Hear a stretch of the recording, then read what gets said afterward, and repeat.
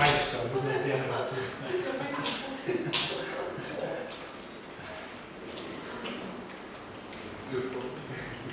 Yeah, you could open it and then it will be already still.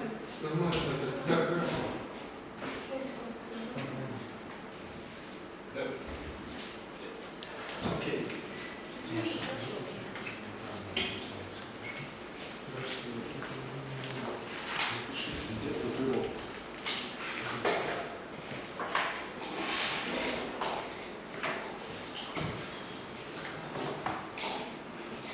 Get started.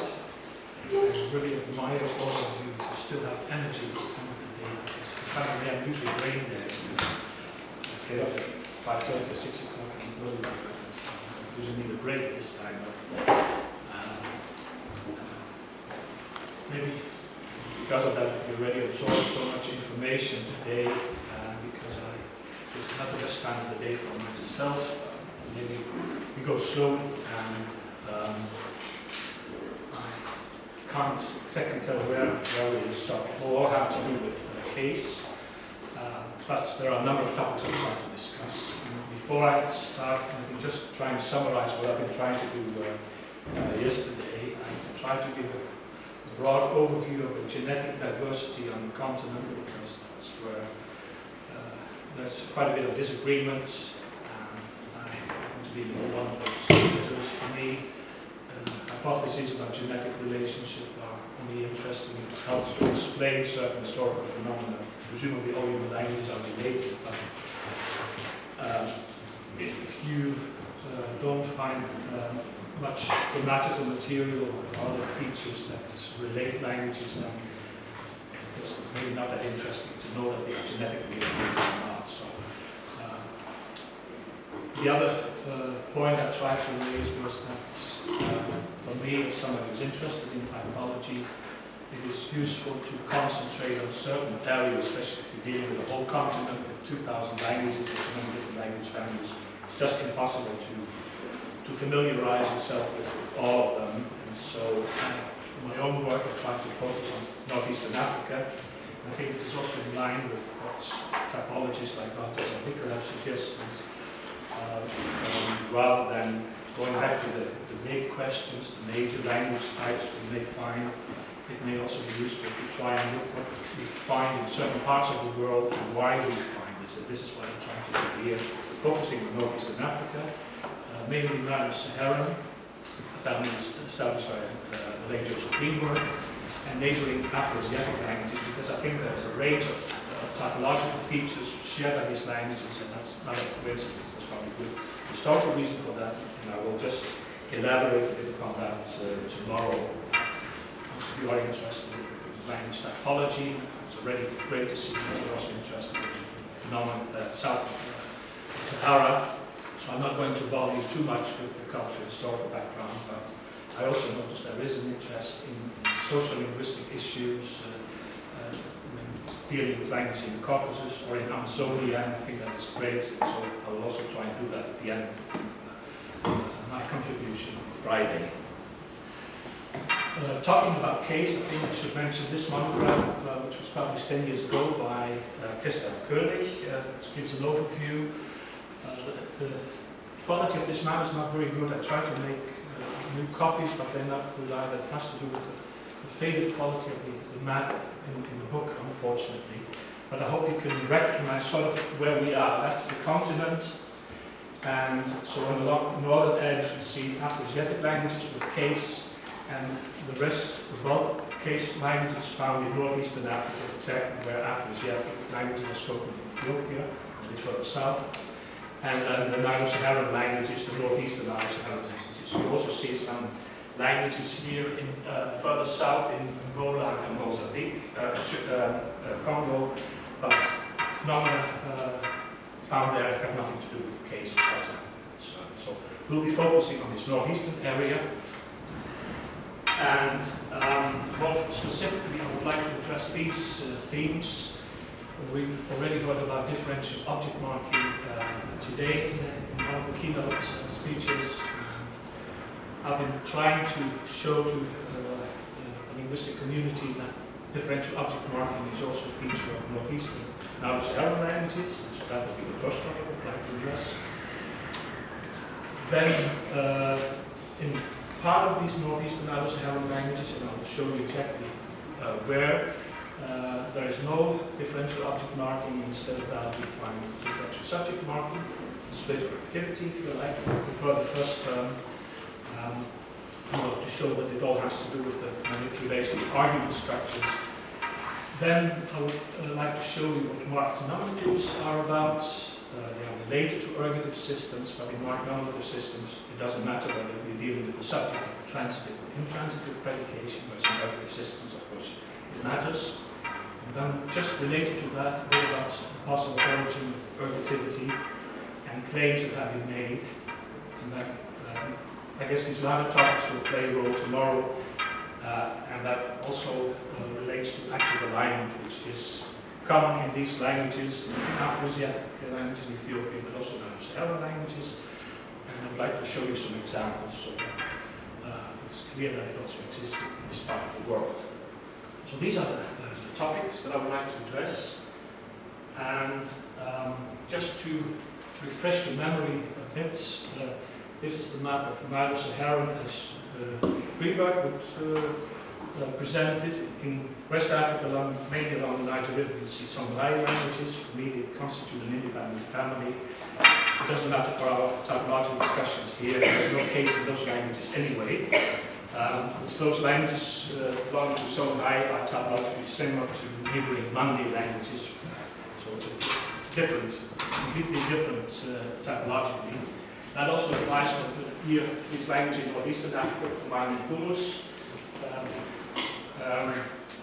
Whether they are relevant in understanding what happened to what I call Sub-Saharan is something I will try and show later on, but in principle there's no case marking, no differential object marking in those languages. So I will be concentrating on what I call Northeastern Sub-Saharan, which is everything but Central Sudanic. Central Sudanic languages are different typologically and so also genetically.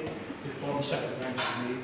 Yesterday I talked about singulative marking, and Central Sudan languages have a very restricted number marking system, whereas these Northeastern Sub-Saharan languages have singulative marking, etc. Other features shared with Afro-Asiatic. And here's another feature, namely case shared by languages belonging to Afro-Asiatic in Ethiopia and the so-called Northeastern Sub-Saharan languages. Just for those of you who are not familiar with this, most languages south of the Sahara are tonal. And I personally love tone, but not everybody does. Unfortunately, you can't ignore it if you're interested in that part of the world. Unless you deal with languages at the edge, in Senegal, for example, other languages are not tonal, or East Africa, Swahili, etc. But otherwise, just be prepared for some beautiful tonal systems ranging from 2 levels to 5. It's the maximum we as human beings are capable of. And in fact, some of these languages, Omotic languages, Afro-Asiatic languages in East Africa and Ethiopia do have 5 tones. The tone plays a role in case marking, as I was going to show. So just to prepare yourself, the case will be expressed by enclitic suffixes, but also by tonal inflection. And where we do have these sort of evidence, it's clear that these tonal inflections go back to suffixes. And it's normal for suffixes to be absorbed by roots. It has to do with the production of speech. And it's acoustically, it's a position which is, how shall I say, can be affected by pronunciation, so it's easy to lose segments at the end of the word. And also because of the anticipatory nature of speech. If we produce speech, one consonant, we already anticipating the next vowel, consonant, etc. So it's easy for material suffixes to be incorporated into the root, and then you no longer need the suffix, you just get the tone around. I have some preliminary question. Are there languages in which we have both segmental and asegmental marking of case? Yes, and I'll show you one, Nilotic language, for example, which has this phenomenon. Yeah. Do you think it has to be more or less in the category? Yes, and it's phonologically conditioned, so it shows there is this transition from a segmental inflection to tonal inflection to vertical ecology. So yeah. So all these morphosyntactical conditions could be into the same language, not just. Yeah. Yes, absolutely. Yeah. And I'll give you a few examples. I think it's one of the next examples. Just for the orientation, because my first focus will be on differential object marking in Northeastern Saharan languages. These involve languages marked in green, Saharan languages, in grey, Maban languages, blue, Fur, and then Nubian languages and others. And I'm not going to give you examples for all of them because it's already late and we've already absorbed so much information. So I selected a few for certain purposes. Hopefully that helps to give you an idea of what it is about. And so I'll be dealing with, within this Northeastern Saharan language, we'll be dealing with groups like Fur, Saharan, and some Eastern Sudanic languages. Not with all of them, the rest, because I think it's too much. And then, in order to show what happened, something dramatically happened within this Northeastern Saharan group. The moment you leave the area south of the Nuba Mountains in Sudan, which is where you see this tree, something dramatic happens. This differential object marking disappears. One gets either marked nominative or ergative, and this correlates with a change in constituent. From a verb final order, in the north, where we have a differential object marking, to a verb second or verb initial order. And I'm really grateful to Johanna Nichols for many, many reasons, for making very important observations. One of the beautiful things, I think, confirmed by languages in this area, as I will show probably tomorrow, the moment you move away from these verb final systems with extensive case marking, and instead you get a verb second or verb initial structure, the case marking reduces, and instead of that you get head marking on the verb. So they like to express roles like instruments, direction, etc., not by way of case suffixes, but they express on the verb. And as Johanna pointed out, head marking favors verb initial structure. Correct me if I'm not reproducing it, but you pointed out this correlation. That's exactly what my clients said. Yes. Sorry? Will be good. Yes, I'm happy about that. Okay, so this as a background. Now, before I start giving you examples from Saharan languages, just getting back to this tonal issue, you can't avoid tone in this part of the world. You can, but you may lose important things. This is just an example of the wonderful Azad Abha, a PhD student of mine in Leiden. She's from Ethiopia. She's married to a Dutchman. She lives in Leiden. And she did a PhD on a language called Mali, which is a Nominative language, or an Afro-Asiatic language, that's spoken relatively far south, close to the southern Sudanese and Kenyan border. And because of its geographical location, I thought that tone might be relevant in Mali. We didn't know much, or basically nothing about Mali other than the name and some survey data about number of speakers. And so I said we have to make sure you're prepared for some tonal phenomena. And Azab said, well, I'm afraid of tone. We never had any training in tone in Addis Ababa, where she studied. And so what we did, we started studying her first language, which is Voleta, which is another Nominative language. And she also speaks Amharic, the national language, Ethiopian Semitic language. Ethiopian Semitic language, Amharic does not have any. But as it turned out, when we started studying later, it's a tonal language. So she spoke a tonal language without knowing it. And she made a beautiful description of that in an article. And I think it was a good idea to be prepared that way, because, as it turns out, Mali expresses the distinction between nominative and absolutive through tone, both with indefinite and definite nouns. It's a bit difficult to read there, but I hope this is easier to read. So here we have a sentence: does a snake give birth to a baby, or does it lay an egg? So a rhetorical question: how can you not know this? So we get snake, shoshi. This stands for high tone. For those of you who are not familiar, I guess all of you are familiar with tonal signs used in phonetics for high tones. This is the high tone, and where it's not marked here, it means the low tone. So it has a two-tone system. In one, you have the subject form, the nominative form, and in the next example, you have the same word snake now occurring as object, which requires an absolute form. And so you get shoshi, shoshi. This is how you know what the subject is and what the object is, because it's also a language with relatively free word order. You can change order, you can have object, subject, verb.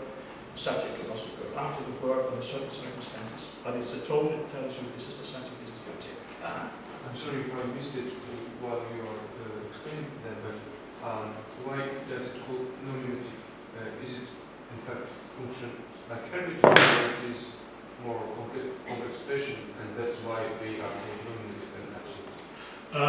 No, this is a nomotic language with a marked nominative system.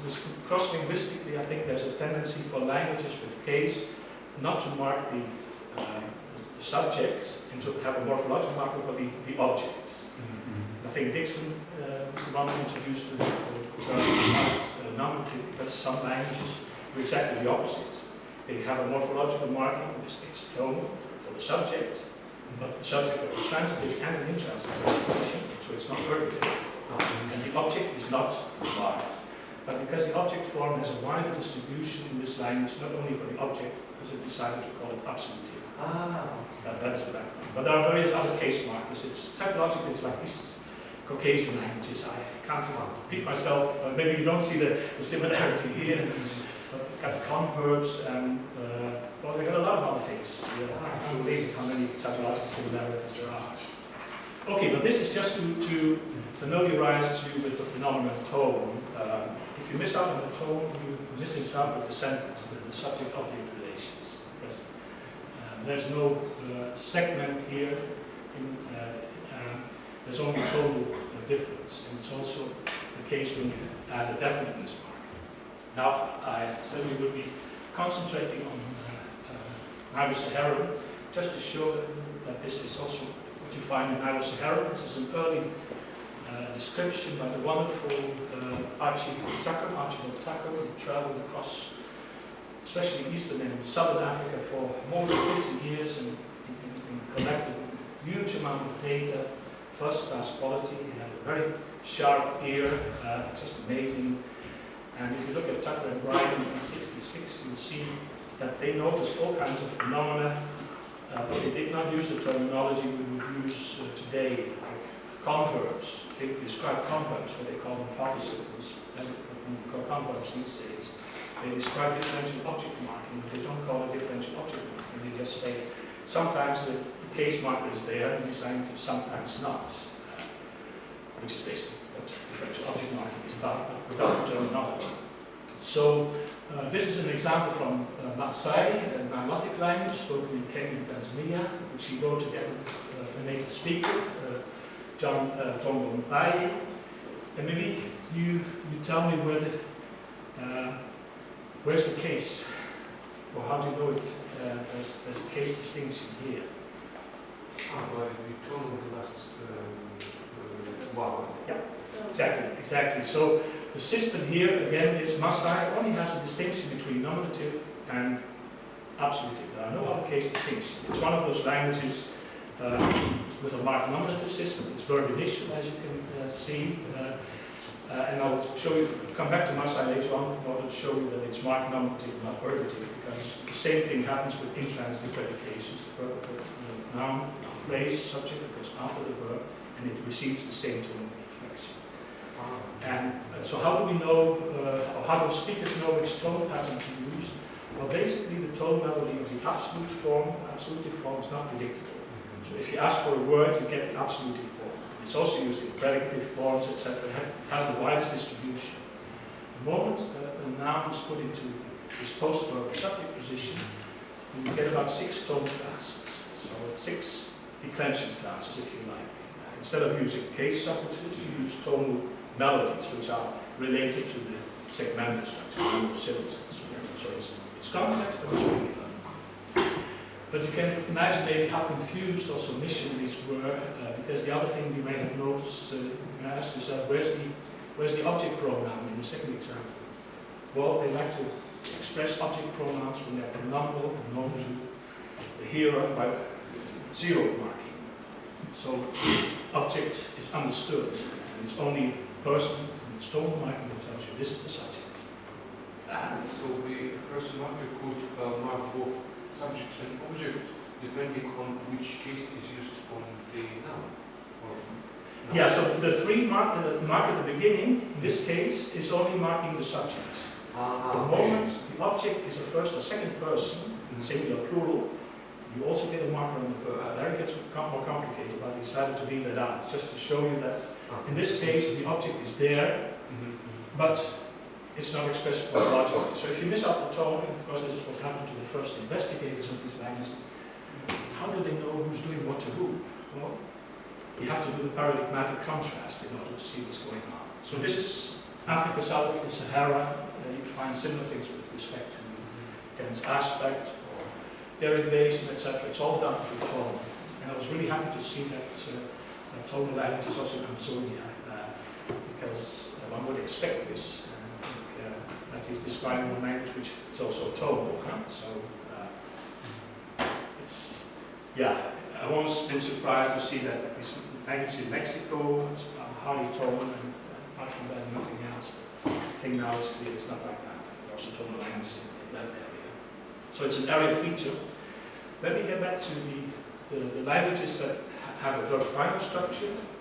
Sub-Saharan, Northeast and sub-Saharan languages. These are marked on here. You see in between empty areas because it's semi-desert, desert area, savanna.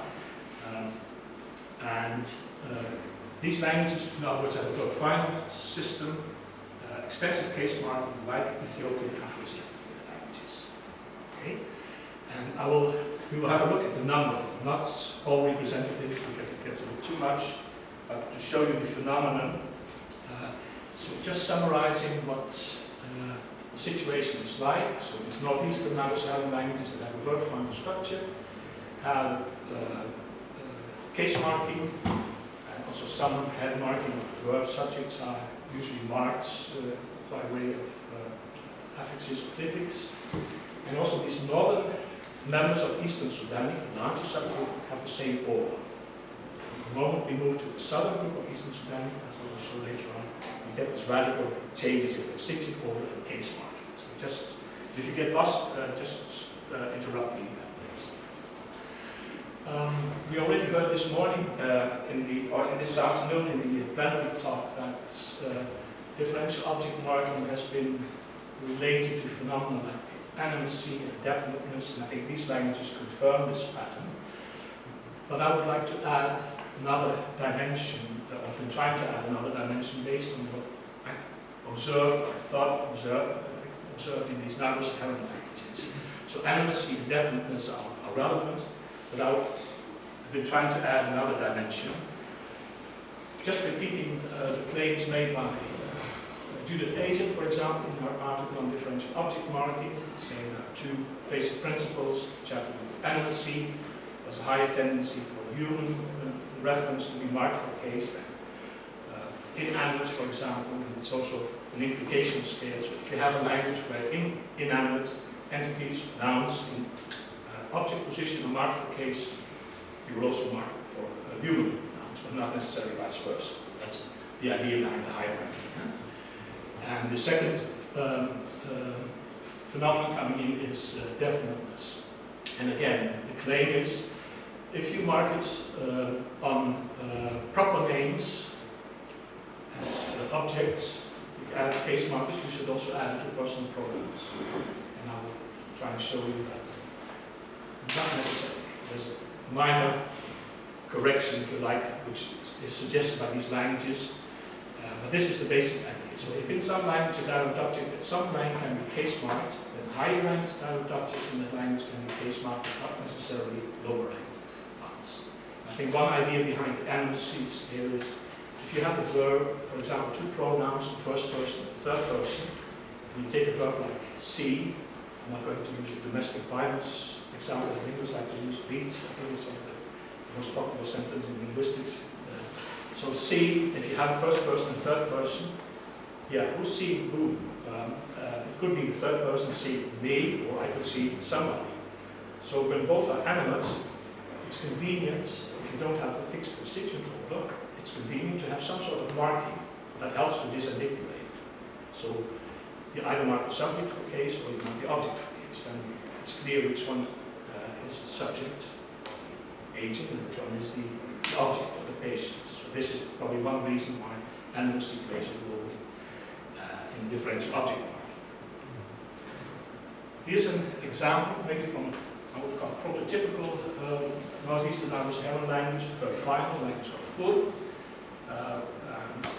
Described this case system in a monograph by Dimmendaal. Here you see an example. And the first one, have you eaten? There's an object preceding the verb, food, but the object does not have a case mark. So it already tells you case marking for object is not obligatory. It's not like German, so you don't have a choice. Then if you look at the second example, you see fix the post for your donkey over there. Donkey gets the accusative marker, which is C in this language, and also C in the language far in Ethiopia, Funama, which is probably the closest relative of this language in Chad.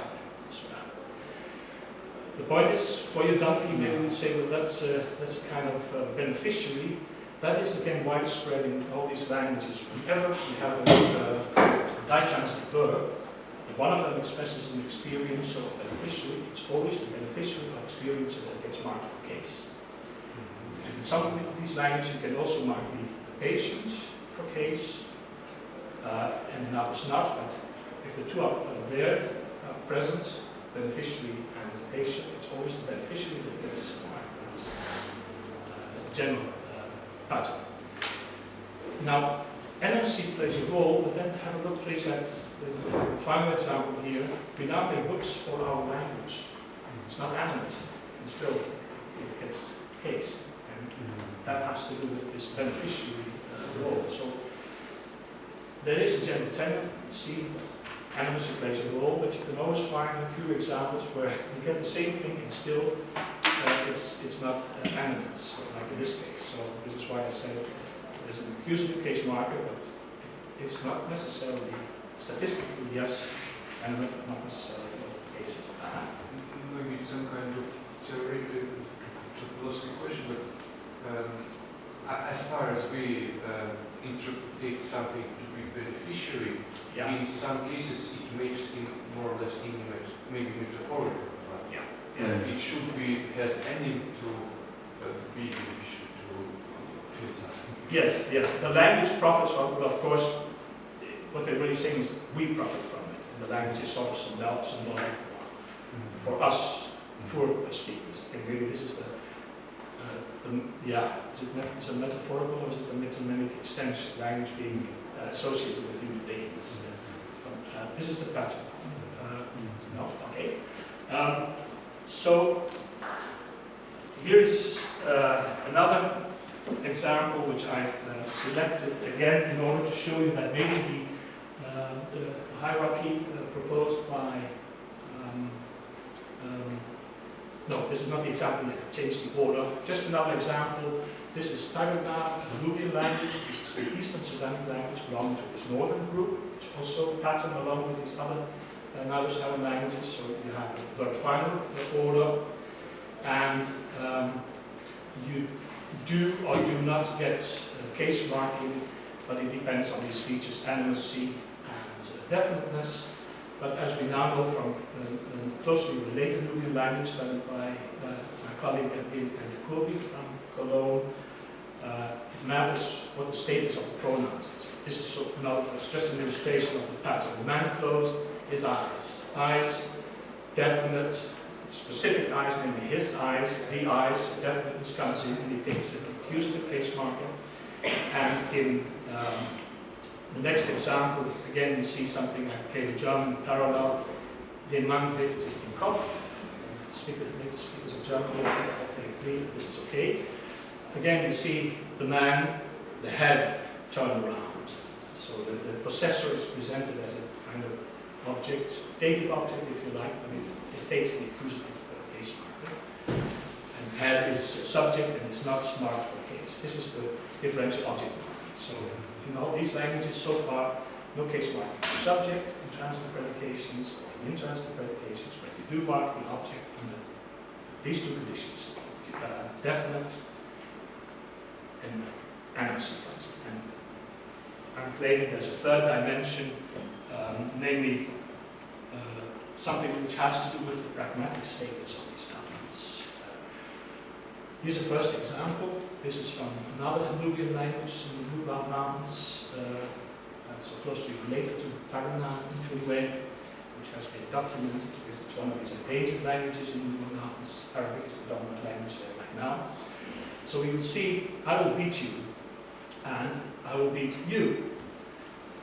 In this language, you have to use the accusative case marking with personal names. And so, if we follow the hierarchy proposed by Julius Hayes, if you mark it on personal names, you should also mark it on personal pronouns, because they are higher on the hierarchy. This is the implication of the scale proposed by her. But it's not like that in this language. You do mark it on personal names, but not necessarily on pronouns. When do you mark it on pronouns? Well, the object is emphasized.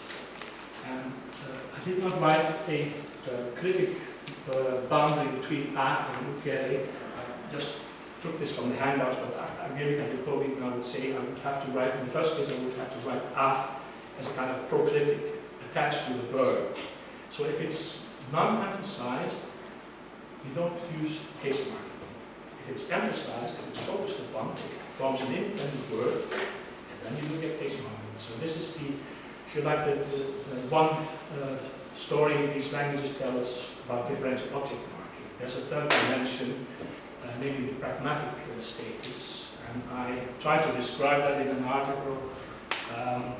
It's already 8 years ago, where I summarized these phenomena, and so I'm claiming that yes, these features that have been described in other languages across the world are relevant, but there's also this other dimension, and I call it the distinction between categorical and emphatic statements. So in emphatic statements, all elements in the sentence have an equal status. You say, for example, if I want to start small talk, we start talking about weather, and we say, well, today it's cloudy. Then every element in the sentence sort of has an equal status. But if I say, well, today it's cloudy, but yesterday it was very sunny, then I'm contrasting things. Then I'm talking about a categorical statement. So cutting up the information status. They don't have an equal status. And so I'm claiming when you're dealing with categorical statements in these languages, for example, focus on an object, or you want to topicalize the object, then there's a tendency also to use this object case mark. So that's the third dimension, that's the this.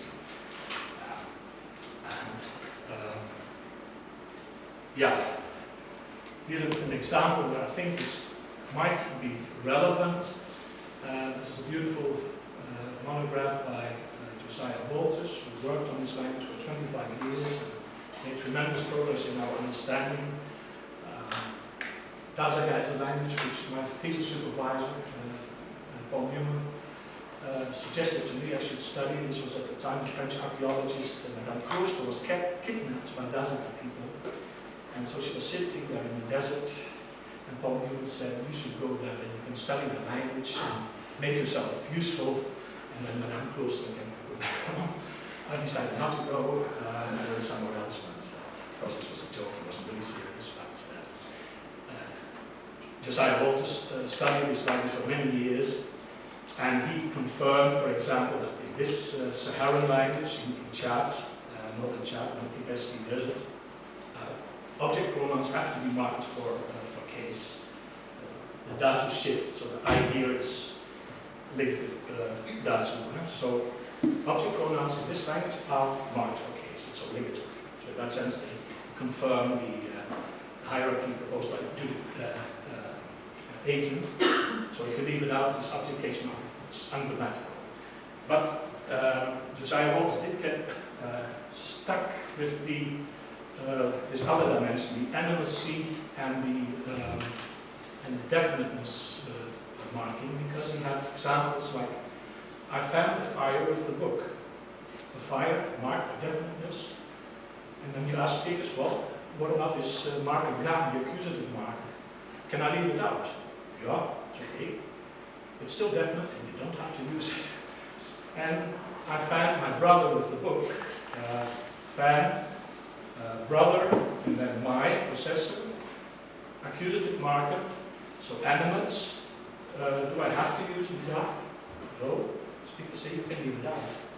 So he gave up after 25 years because, I can understand why he did not follow up on my suggestion to have a look at this other dimension. I'm trying to propagate the categorical statements of the pragmatic status on these objects. He worked in the language for 25 years and said it's enough now, I want to publish it. But if you like, you can continue there. I think his problem was also that several of these sentences were collected in isolation. Of course, then you don't get the pragmatic context and the context that you need in order to know, well, this is in focus now, this is topicalized. You need text. Of course, he collected texts, lots, in fact, but he decided to leave it at that. So he says, I've not been able to identify the factors that determine the distribution of the accusative case and critic. Differential object marking is typically linked to variation in animacy, definiteness, specificity. This is the standard claim.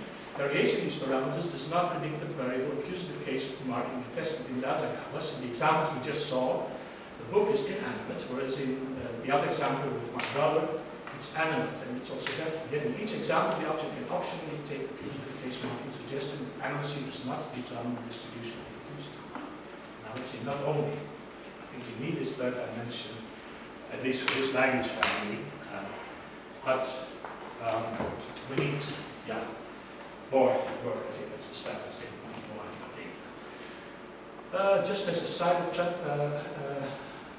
remark, hopefully I'm not confusing you,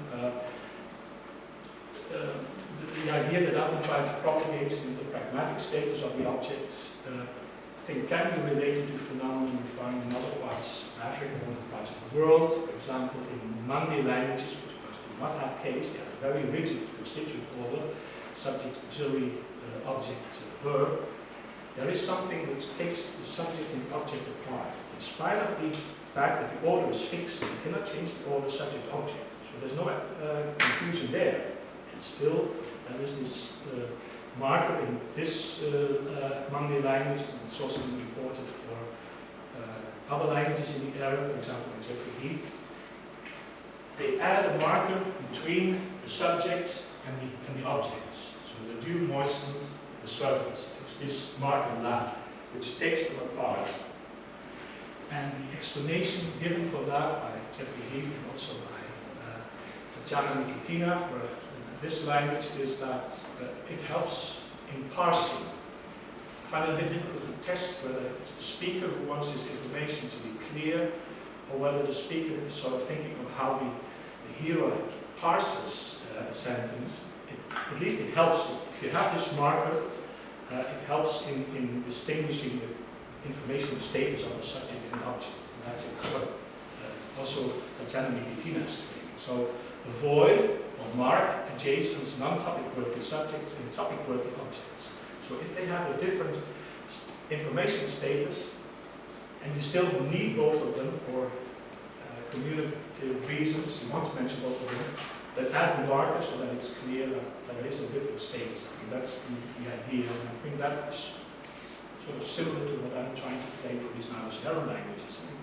You add something to make sure I'm focusing on this, or I'm topicalizing. That's the similarities I see. So, Dazaga is interesting as a northeastern Sub-Saharan language, I think for another reason, because this is what I'm claiming, it sort of provides prepares the road for an alternative system we find in these Eastern Sudanic languages further towards the south, which deal away with accusative case marking, differential object marking, and instead of that they only have ergative or nominative marking. Because Dazaga is a language which has differential object marking, but it also has differential subject marking. ergative marking. Here's an example. The man rose and took the gazelle. So this is another example where the object is marked for case. It's the language which has differential object marking.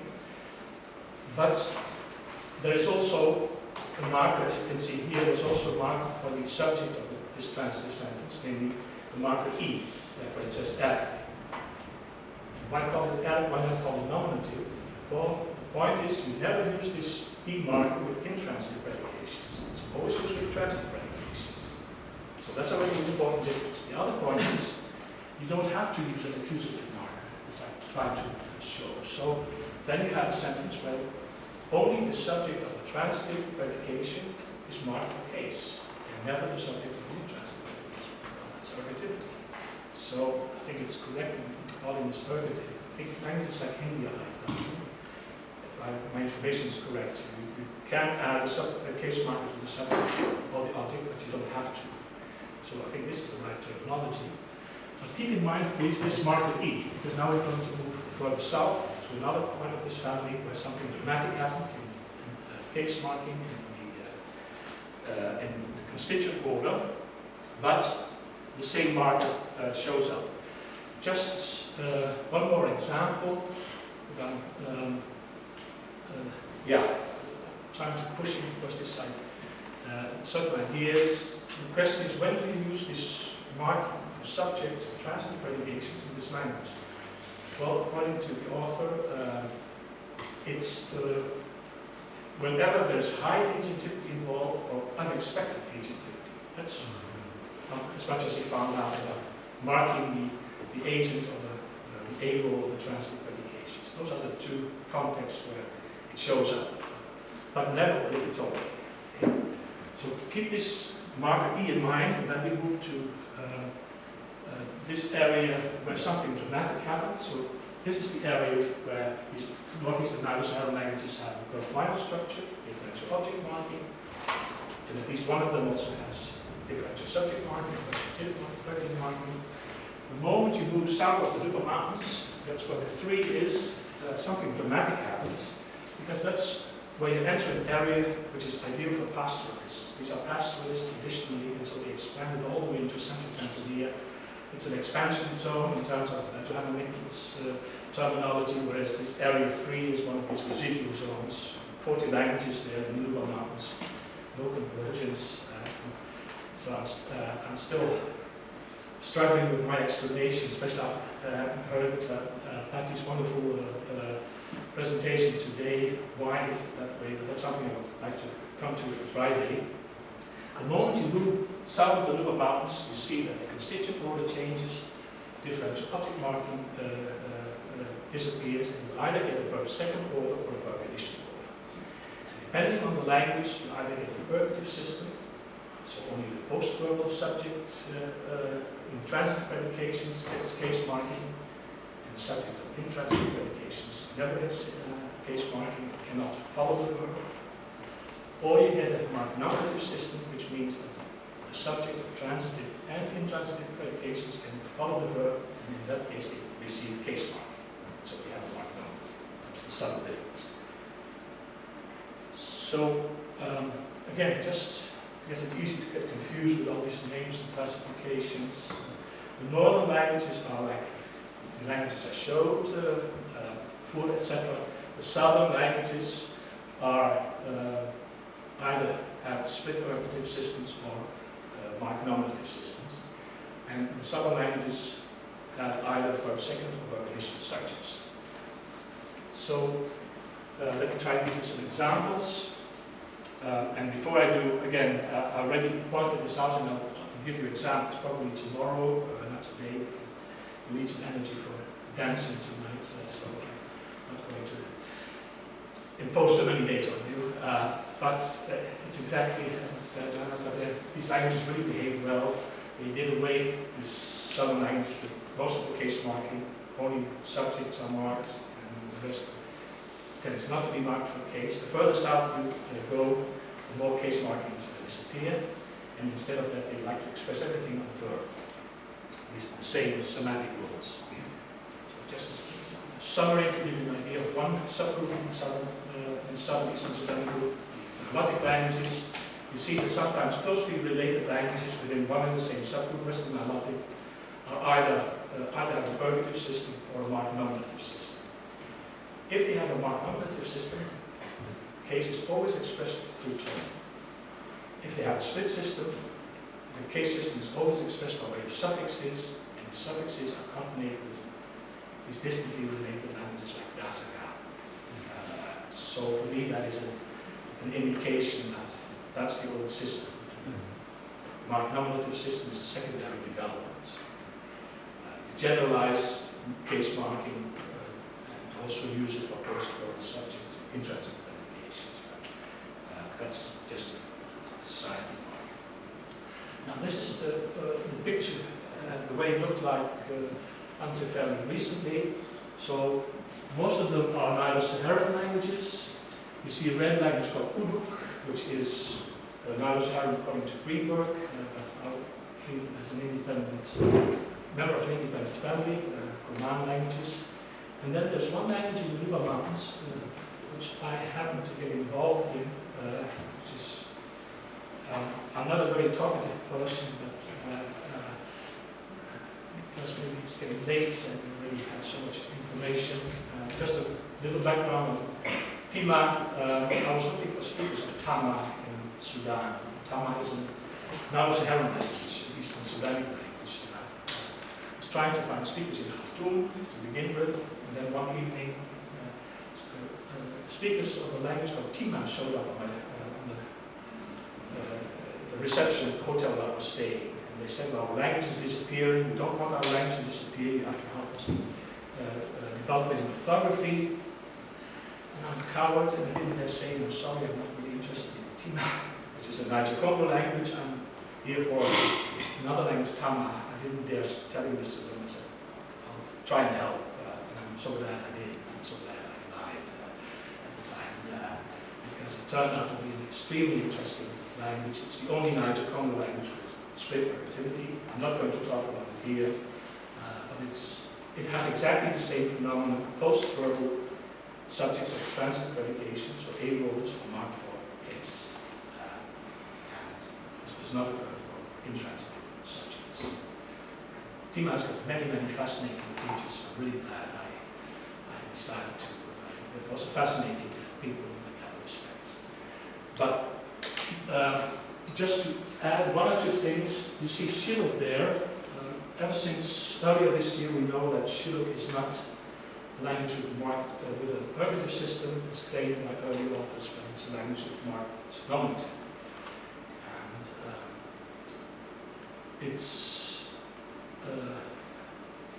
And I'm not trying to criticize people because those claiming that it has ergativity, Shilluk,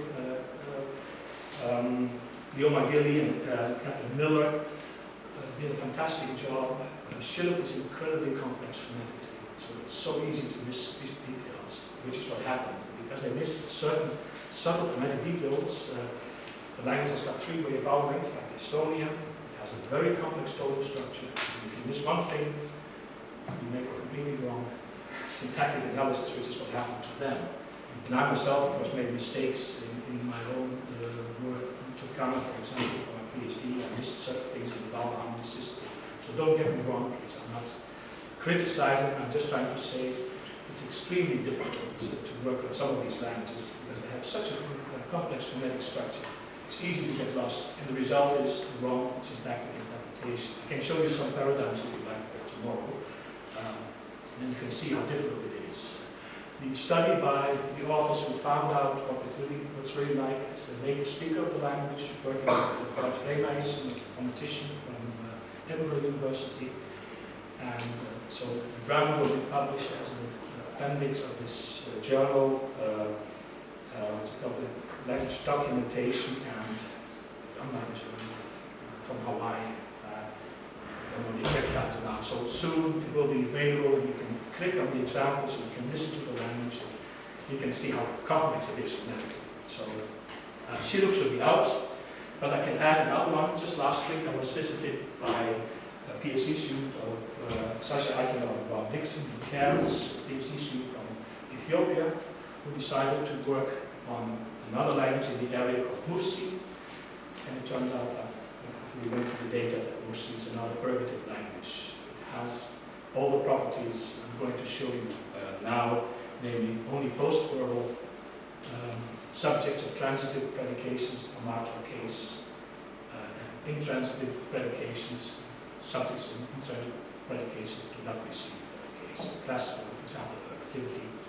And so this map needs to be modified. Here's an example of a language with this classical system. As you can see, Tom and Anderson claims it's an OVS language, or verb second language. And in this Western analytic language spelling, you get two case markers. The segmental case marker is I and E. And I did not have examples with tone. If I had anticipated your question, I would have done that, because the third way is marking it by way of tonal inflection, and it's phonologically conditioned. That's the third pattern. You can see how easy it is to go from a segmental system to a non-segmental system.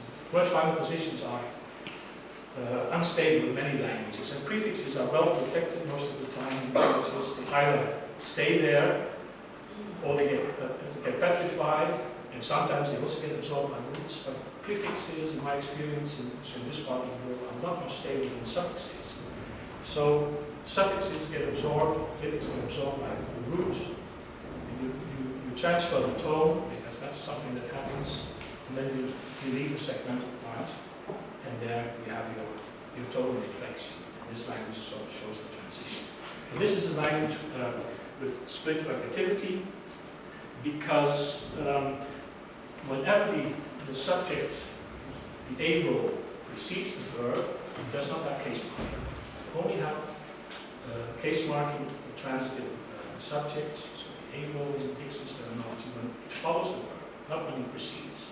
And that's why it's split ergative, because it's not like in Australian languages where the position in the sentence does not matter. It always has this ergative marking. Here you only get ergative marking when it occurs in a certain position in the sentence, after the verb.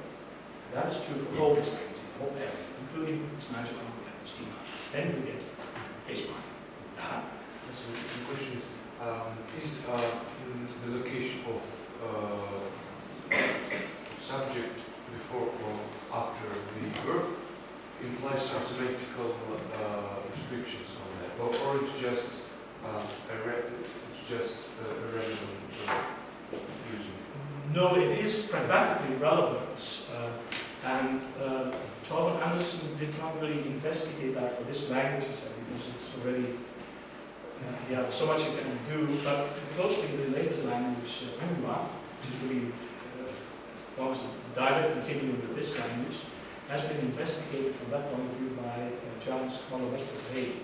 So she looked at texts on a very extensive basis. When do I have post-verbal subjects, when pre-verbal, when is the subject not there, etc., etc. And then it shows that pragmatic state is placed.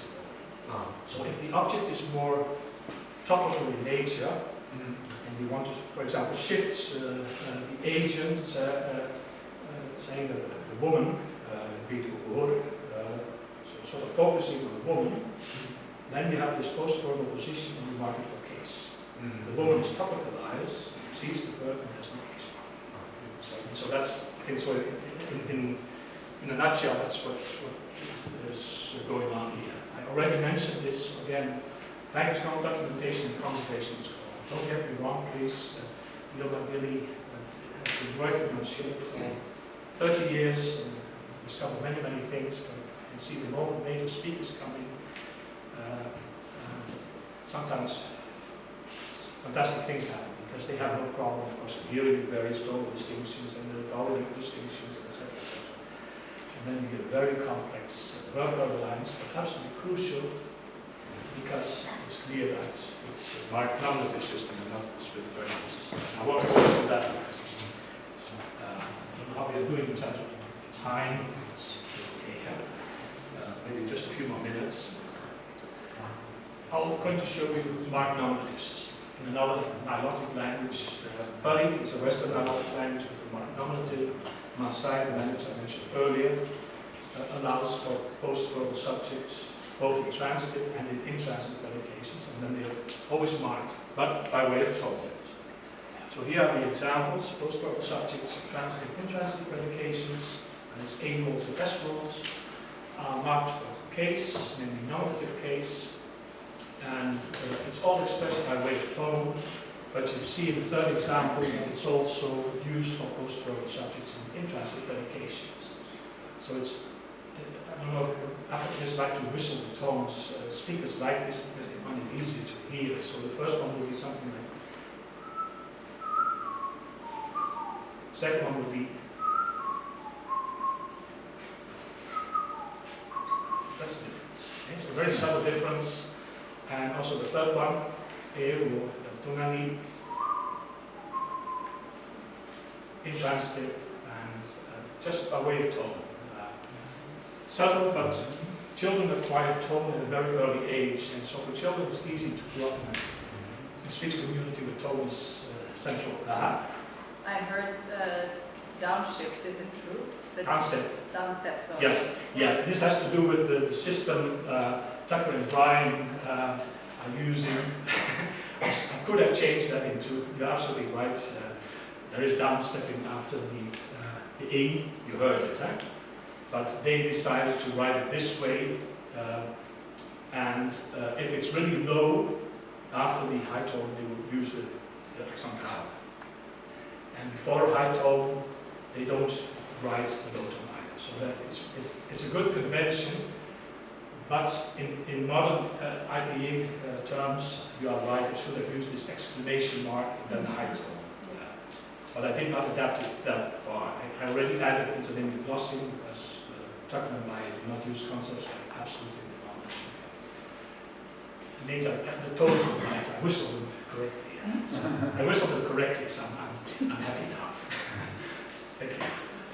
I was wondering, maybe you said this. Person. So what if you can you put the subject or whatever the phrase that's a word before the verb too, and does that give pragmatic effects? Yes, it's the same as in Putty.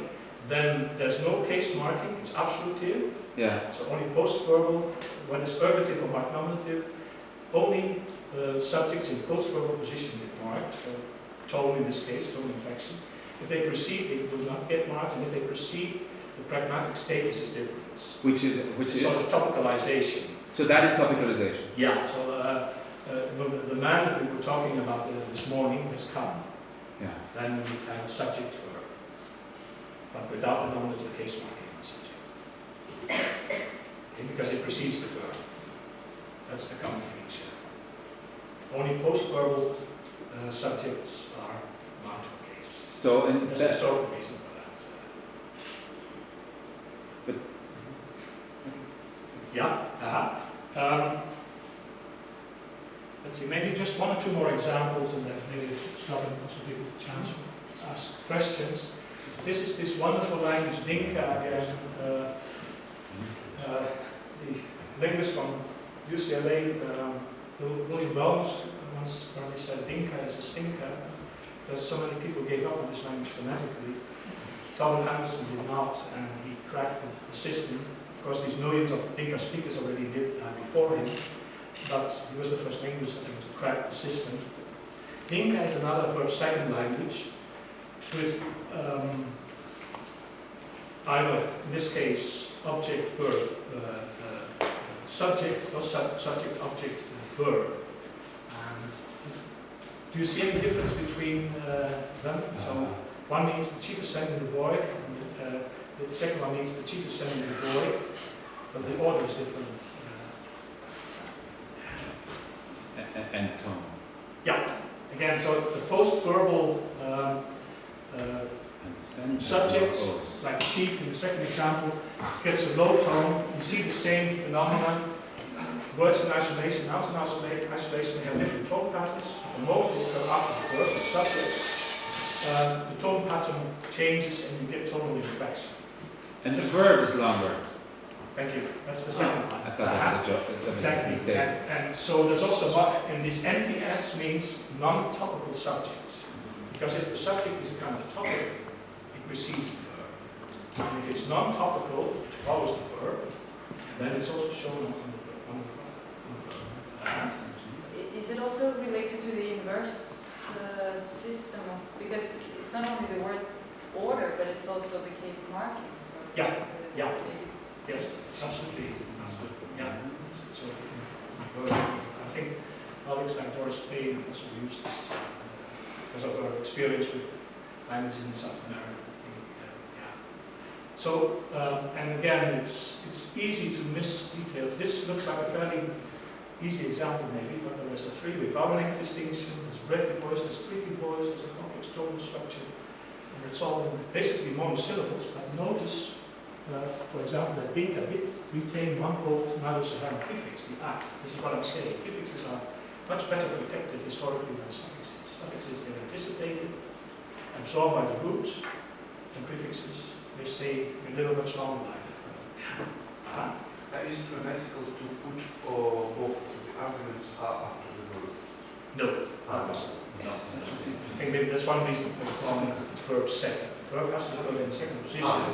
It could also be an auxiliary verb, and then the order would be X, for example, subject, auxiliary verb, and then the rest. So it does not have to be a main verb. The verb has to be in auxiliary verb has to be in second position. Okay, if we take position but some other word, then could we put both the arguments after? For example, yesterday, if you want to say capitalize yesterday, the verb would come in second position. That is the rule. And you only mark the subject for case if it occurs after the verb. That's parallel in all these languages, regardless of whether we have a segmental case marker or a total case marker. So it's zero mark. So chief and boy absolutely are zero mark. Or they're not marked. In the first example, you mean? And Yeah. The chief, that's the unmarked form. You can't predict its total pattern. That's the form you get in isolation or in predicative constructions. But the moment we move to subject position after the verb, it gets a low form. But there are other possibilities. There are conjugation, intention classes, but all done by total. But so it means that if both are non-topic, if the subject is non-topical, you just have word order.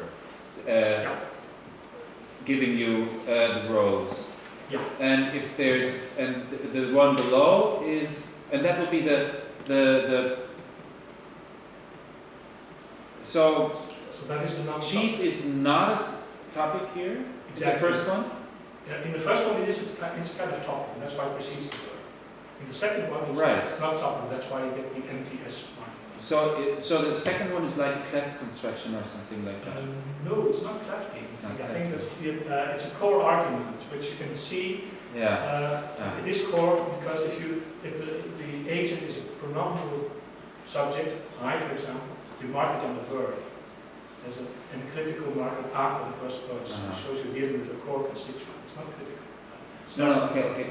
so it's not clefting. But it's in the sense that it's marked when there's an inversion of the normal information structure row pattern. Yeah. And that is shared by all these languages that drifted away from the verb final syntax. And they reduce the case marking. Dinka has some marginal locative case marking left, but other languages belong to this family. They did away with the whole peripheral case marking. So with no instrument, no locative, it's all gone. Instead, they mark things on the verb. And so does Dinka. Dinka has a very extensive derivation morphology of the verb, but it's all done by vowel change, tone change, creaky voice to breathy voice, terrible. But it all goes back to suffixes.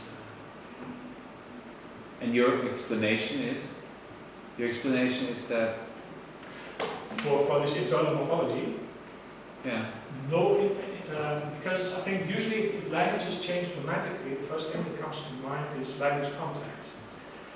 But there are no languages in the area that have this. So it will always remain a mystery, I think. We don't know. Dinka and other people in the area also very very tall, thin people. So there's probably some other story too. They probably absorbed speakers already living in the area, swampy area south of the River Mountains. But there is no trace of any other language. But it's this cluster of languages, Shilluk, Nuer, Dinka, and upwards, where you have this internal change. All of a sudden, free with vowel distinction, almost no affixational morphology left, except for prefixes and critical forms, going back to independent words. Why this developed, you will probably never know. Because there are no other languages that have it. There's one language in Ethiopia that has a breathy voice, a pneumatic language called Ali. It's far away, it doesn't have all these other things. Ali has a very extensive morphology. So that's all I think one can say here in this case. So just maybe to close for today, and I'll continue tomorrow. There's not only this dramatic reduction in case, these languages that shifted constituent order, there's also an alternative to that strategy developing, namely these languages, the V2, the initial languages belonging to Nilotic and Suri. They like to code all of this on the verb instead of by way of dependent marking and by case marking, except for this distinction between core arguments and subject and object. Yeah, you still find it. Just as a final piece of proof, maybe, Maasai, this language which basically distinguishes between marked nominative and absolutive. There's no other case distinction. The dative, which is expressed by case in its northern Sub-Saharan languages. The instrument, which is expressed by case in its northern Sub-Saharan languages. All of that is expressed on the verb. So moving from dependent marking of the clause verb to head marking, which of course has also consequences for the lexicon. Once you have this alternative system, your lexical structure changes because you have lexical frames with derivational suffixes. I won't go into the origin of these suffixes. There is evidence that they go back to prepositions, but which form the unit with the verb, so uniformization, I think some would call it. But the point is that I think the typological predictions are exactly right. There is this set of features. The moment you have this verbalistic structure, you also see that marking on the verb emerges. The further south you go, the more reduced the case system becomes, the more extensive the head marking on the verb becomes. So this is maybe where I should stop today. I don't know what the next one is. Can you bear with me? Just one more thing, then I'll it's time for Peter. It's not. That's not good. Sorry. I already repeated myself a couple of times, claiming that these suffixes probably resulted in tonal inflection. But Christa Koenig, who wrote this beautiful book about case, thinks it's the other way around. She says that the marked nominative system is the old system, and you develop an ergative system from that. I have various reasons why I'm not believing that, because I can't understand how you go from tonal inflection to two different suffixes, E and A, all the time, language after language. Why would a tone develop into two different distinct segmental markers? It's always the other way around in my experience. In African languages and other parts of the world, also in Mexico, you have a segmental part which carries a tone, and if it's a suffix, it tends to be absorbed by the root, and then you keep the tone, and never the other way around. So this is why I think the ergative system is the older system. It was generalized to the marked nominative system. That's just something we have various other reasons for thinking. Maybe as one final remark, I know that grammaticalization theories have become very popular for very good reasons, I think, because many new things have been discovered on where function morphemes in languages come from. But my little problem is, I think there's also the comparative method. You cannot simply say that because in this language family, for example, ergative markers come from this construction, it must also be the case in this language family. I think it becomes circular. we have a comparative method. I think if you want to claim, as several people have done, ergative constructions come from passive constructions, you have to come up with comparative evidence. And I don't know of any comparative evidence, even though it is repeated in the literature again and again, but they go back to passive constructions. If you talk to specialists of Indo-Iranian, like Jeffrey Haig, who knows these languages really well, he says there's no evidence for reinterpretation of passive constructions. They have a different origin. If you talk to specialists of Indo-Aryan languages and ask them where these ergative constructions come from, they will tell you there's no evidence for the reanalysis of passive construction. There's another reason. I think the term was used when it's more insubordination. Subordinate clauses have been reinterpreted as part of major clause. It's got nothing to do with reinterpretation of passive constructions. So maybe this is the Dutch uncle in me again. I can't help it. I think by claiming that this is where they come from and quoting others who claim the same thing, the hypothesis does not become better. I can claim that the Earth is flat. I can say it 10 times, but it looks flat, maybe. And maybe they look like passive constructions in Indo-European languages, but there is no evidence here either that they go back to passive constructions, because all of these languages become passives. This is where I'll stop. These are the passive constructions. Maybe I'll show some of them to you. This was just a final thing I wanted to mention in this context. All of them do have passives, so it's not that the passive disappeared because they were reinterpreted as ergative constructions. Pali, language with split ergativity, does have passives. Again and again, the passives are still there. That's already one indication that we do not go back to passive. There's another thing going on. This is part of a research project we have in Cologne now, where Indo-Europeans and a number of Africans are collaborating, trying to find the origin of ergativity in these languages, and so far there's no evidence that they go back to reinterpreted passive constructions. That's really precious. Thank you for your patience.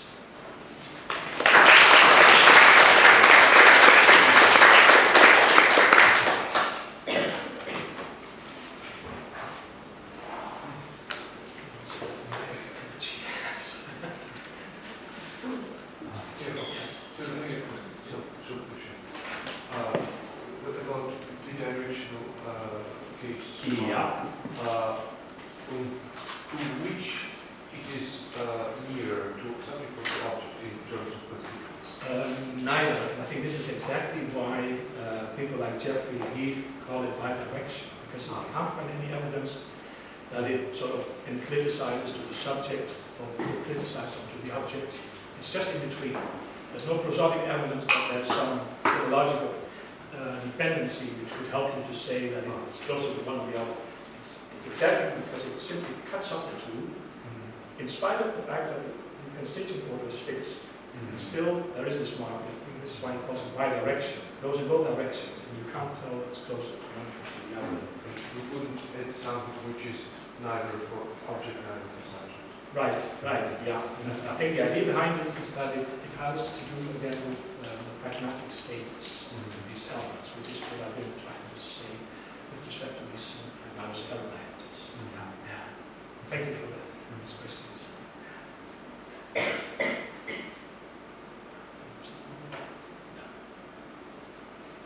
Thank you once again. So, yeah. It was a short comment about the ergatives that they have to come from passives. Yes. I have the same problem with perfects that have to come from resultatives, but Right. I think not necessarily. Yeah. I think it's I can understand the enthusiasm in identifying several sources for different grammatical phenomena. So I'm not saying that it's. I think it's great. Many important things have been discovered. One thing I, as a comparativist, don't like is that we simply say, well, they've already shown for this language that these are the sources. Now it must be like this in this language too. Maybe. But I would have to have a comparative evidence, otherwise it becomes circular. We just reconfirm each other's claims, but not really true. I think a little problem. So I'm glad you're struggling with similar things.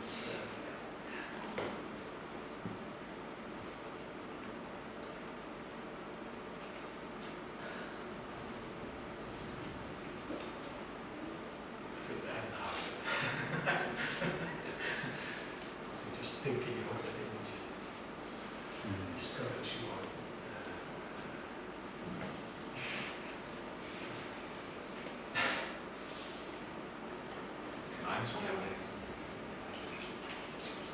These days I'm very much interested in intercultural communication. So in answering the class, I taught in Belgium for 2 years, just as an anecdote. This is the end of the story, but they speak sort of the same language in Southern Dutch. Northern Dutch is my first language. I remember teaching that for the first time, and I felt totally insecure after the first meeting because everybody was quiet. And it made me feel extremely uncomfortable. I thought, oh boy, I did everything wrong. I'm either boring everybody or it's totally incomprehensible what I say. I can only say, I hope this was not the case today. If I manage to pass on some ideas, I'm already happy. But I'm quiet because I think It's a lot of fun. rubbish. Awesome. Sorry, thank you.